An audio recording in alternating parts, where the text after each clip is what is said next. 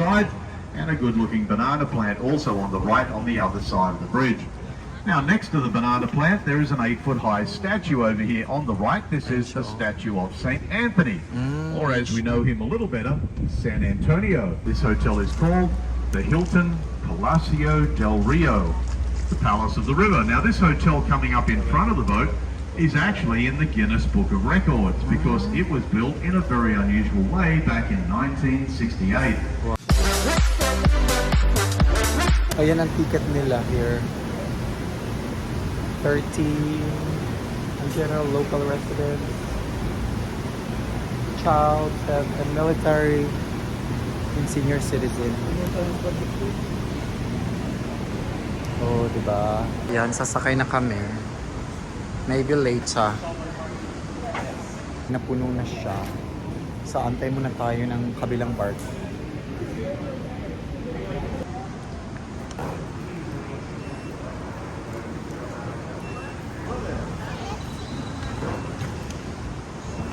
Okay. Half-mile journey should take us about 30 minutes to get back to this point. So a couple of little safety notices, very important as we get going for everybody on board. Please no standing up or walking around on the boat during the tour. No standing on any seats as well, please. Be very careful if you decide to lean over to the side of the boat using your very expensive cell phone in case we hit a whale or a submarine. I don't want to see your phone end up on the bottom of the river. Please no smoking or vaping on board the boat. And I'm also going to ask you to resist the temptation of trying to touch bridges when we go underneath as well. Now, what happens if you actually end up in the river? Well, first thing, don't panic. I have a whole boatload of life jackets here on board with us, and I am more than happy to throw them in your direction. However, it is starting to warm up a little bit. You could save me all that trouble if you find yourself in the water. Simply just stand up, walk to the edge. On average, the river is about 3 feet deep all the way around. Right, so I hope you enjoy the journey. I have about 36 stories of San Antonio to share with you over the next half hour. And hopefully in amongst those stories, there's at least something new that you don't know about this city at this point. And we are starting off right here at this shopping mall. It is the second largest shopping mall in San Antonio, shot in 1988 at a cost of $250 million. It has over 1 million square feet of retail space inside, 140 places in there to shop till you drop. There are 37 places to enjoy food or drink, 5 restaurants located down here at Riverwalk level as well. Just to give you a rough idea of where we are at this point in relation to the rest of the city of San Antonio, we are a little over a block away from the Alamo at this location right here. So a little over 12 months ago, San Antonio, along with a lot of other nearby places, got hit by a severe winter storm. That storm was called Uri. Now Uri dumped about 6 inches of snow across the city in a couple of days. And it was very, very cold. We had below freezing temperatures here in San Antonio for almost a week. For many nights in a row, the temperatures didn't even get above 10 degrees. It's all very hard to believe with the weather we've been having here lately. But that wintry weather really made a mess of the vegetation that you see along the banks of the Riverwalk. Around the Riverwalk, there are about 20,000 varieties of trees and shrubs. That includes a whole bunch of fruit trees like this pomegranate tree up here above us on the right hand side, and a good looking banana plant also on the right on the other side of the bridge. Now next to the banana plant there is an 8-foot-high statue over here on the right. This is the statue of St. Anthony, or as we know him a little better, San Antonio, who gave his name to the city and the river. Well, that statue there, a gift to the city at the end of the World's Fair. It was held here back in 1968. And the statue was a gift from the country Portugal. You see, San Antonio is the patron saint of Portugal. San Antonio is also known as the patron saint of lost things. Every so often, you may or may not know, they actually empty parts of the San Antonio River. And they do that in order to clean it out and get things off the bottom that shouldn't be there. For when they do, oftentimes they find some extraordinary things lurking on the bottom. Things like tables and chairs from restaurants. They find plates and silverware, salt and pepper shakers, lots of handbags, purses, wallets, sets of car keys, sunglasses, credit cards, money, toys, hats and even electric scooters. And the number one thing they find on the bottom of the river every time they empty it, very expensive cell phones. Up here on the right-hand side above the tree line, there's a beautiful steeple up there which is attached to a very historic church up on the hill. That church up there is St. Joseph's Catholic Church. Now, it was built in 1868. Back in the mid-1800s, one of the largest populations that lived here in San Antonio at that time was German. That church up there on the hill with the beautiful steeple was built for German worship here in the city. And in keeping with that tradition to this day, once a month, they actually hold a German service in that church. And that includes an all-male German choir, which is called the San Antonio Liederkranz, who sing at that service every month. Now, before we go underneath the bridge here, the Alamo Street Bridge, have a look above us here on the right-hand side. There's a big red-orange ribbon-like structure overhead. That is called the Torch of Friendship. That sculpture up there, designed and created by the Mexican artist Sebastian. When Sebastian was interviewed about that artwork, he said he came up with the design thinking of the friendship between United States, Canada and Mexico. The Torch of Friendship stands 65 feet high. It weighs 45 tons. It was a gift to the city 20 years ago in 2002.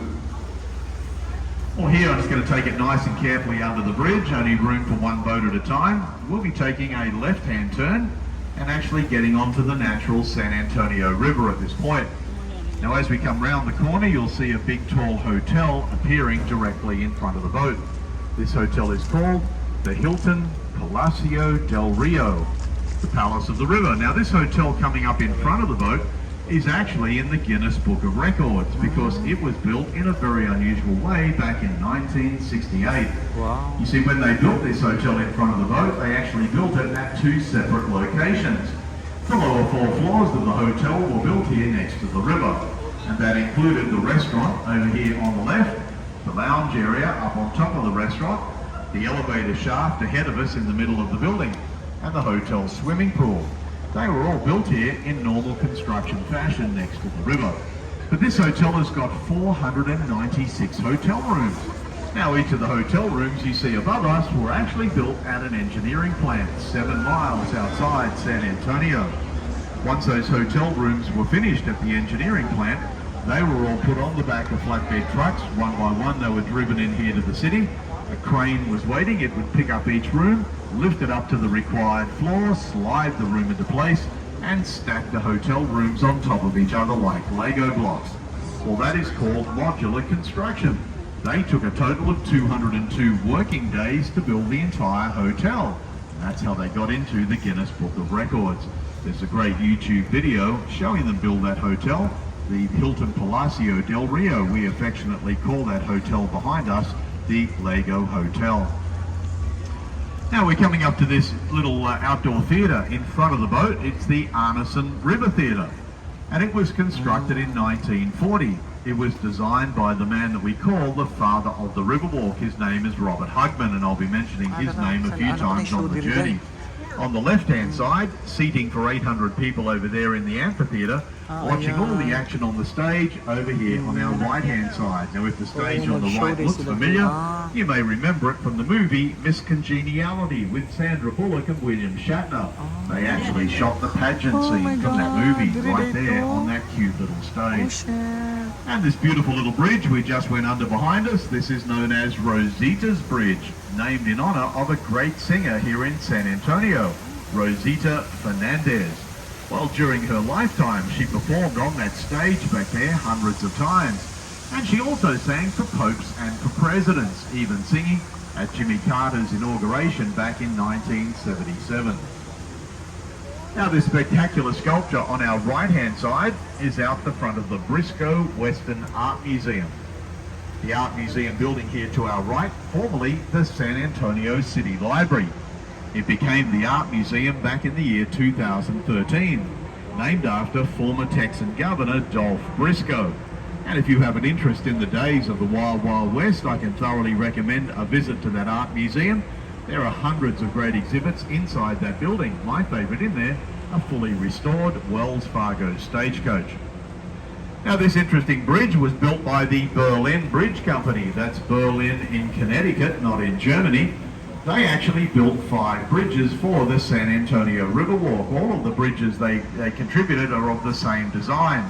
This type of bridge is called a lenticular truss bridge. Here on our right-hand side, underneath the giant cypress tree, a little island next to us here on the right. Now, it's a heart-shaped island, and it's a very romantic spot on the river. This is known as Marriage Island. Would you believe on average there are over 300 weddings that are performed on that little island back there every year. It is a very, very popular place to get married in San Antonio, and over recent years it's become a very popular venue for proposals and also for renewal of vows as well. Marriage Island. Now, back in the mid-1800s, there weren't too many bridges going over the San Antonio River. The bridge we just went under wasn't here then. It was actually built back in the year 1922, and it was fashioned on the bridges that one might find in the city of Paris. Also in the mid-1800s, there weren't too many safe places where the locals could bring their wagons and horses across the river. This spot here, however, was a very good location for that. It was always very shallow in this section of the river back in those days. There was a mill grinding the grain at the edge of the river at this spot. So in the mid-1800s, this part of the river was known as the Old Mill Crossing. And the building on our right-hand side, well, this is the Westin Hotel. It was built in 1999, and it's one of the many 4.5-star hotels we have in San Antonio. The Westin Hotel here on the right was recently sold. The price tag on the building is $79 million. On the left-hand side, though, the building high above us was in fact the tallest structure in San Antonio for about 60 years. For many years, this building on our left, also the tallest building west of the Mississippi. It's called the Tower Life Building. Now, if you have a look right up the top of the building on the left, up under the flag, on the corners of the building at the top there, you might be able to spot the gargoyles hanging off the building right at the very top, looking like rainwater spouts. Now, once you find the gargoyles, have a look at the outside wall of that building. Don't go up very high, just above the tree line. 1 story up, a row of faces all the way along the side of the building looking down at us. Well, those faces watching us from the side of the building there are called grotesque faces. Now, the building itself was built in 1929. It was built by 2 brothers, the Smith brothers, who were very superstitious, and they didn't want to see any bad luck come to their brand new building in 1929. So as they were building it, they installed the gargoyles and the grotesque faces on their building in order to keep bad luck away from their pride and joy. Well, the Smith brothers thought that was a pretty good plan. Sadly, though, for them, it didn't work so well. They lost their building in the Great Depression a couple of years later. But they left us with a great legacy. If you take a look back at that building from this angle, a lot of people tell me when they look at that building from here, using their imagination, in the shape of the building, they can see the front or the bow of a very, very tall ship cruising towards us in the shape of that building. That is the Tower Life Building from 1929. Now, at this point, we're going to be leaving the natural San Antonio River underneath this floodgate. The natural river takes a turn to the left. It heads down to the Gulf of Mexico, a couple of 100 miles away down in that direction. We're turning to the right, heading north into a man-made channel. Now, this channel, together with that floodgate we just came through, and another floodgate up ahead, they're all part of the flood control system we have in San Antonio. When the floodwaters come surging down the river from the north in front of us, the Riverwalk can be protected by closing the floodgates and then sending all the floodwaters down to the Gulf behind us. So the San Antonio Riverwalk, as pretty as it is actually a flood control program designed by Robert Hugman, the man we call the father of the Riverwalk. Well, if you take a look over my shoulder back at this bridge, you'll see all the padlocks attached to this bridge behind us. Those padlocks are on both sides of the bridge, so there's a lot of them up there. This is our Lovelock Bridge. Now, when people get married in San Antonio, the custom is they find their way to the Lovelock Bridge behind us here. They bring along a padlock, they write their names, their date on the padlock, and then they attach it to the bridge.